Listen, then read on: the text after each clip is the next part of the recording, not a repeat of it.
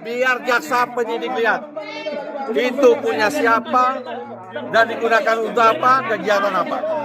Mantan Jaksa Agung Muda Tindak Pidana Khusus atau Jampitsus Febri Adriansyah buka suara soal temuan barang bukti emas seberat 74 kg di kediamannya di Sentul, Jawa Barat.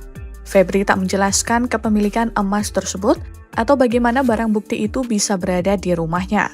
Ia menyerahkan jaksa penyidik untuk menjelaskan kepemilikan dan peruntukan emas tersebut.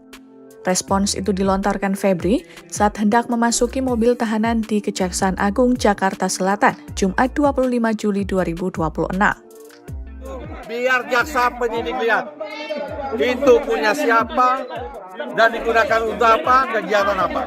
Nanti minta penyidik untuk jawab, ya.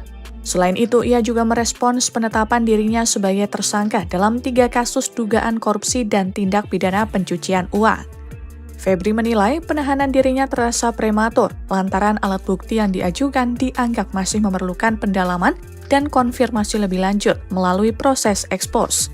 Kendati merasa menjadi korban kriminalisasi, ia menyatakan siap menghadapi keputusan pimpinan Kejagung tersebut. Bahwa alat bukti yang diajukan masih perlu didalami atau dikonfirmasi. Jangan didorong dong. Jangan dorong dari belakang.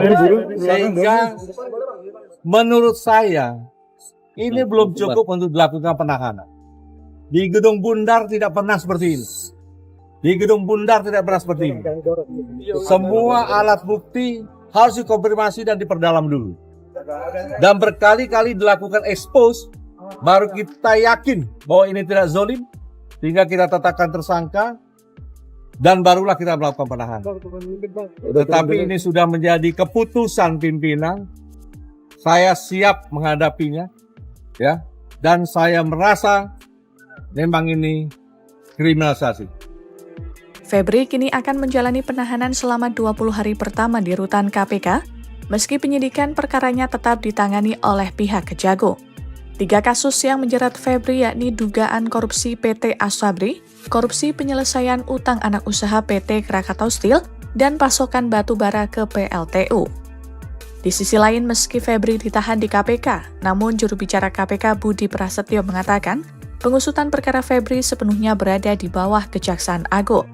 Budi juga menegaskan, kewenangan penahanan terhadap Febri adalah kewenangan penyidik Kejagung, termasuk perlakuan istimewa tidak menggunakan rompi dan borgol saat dilakukan penitipan penahanan. Download Tribun X sekarang, menghadirkan lokal menjadi Indonesia.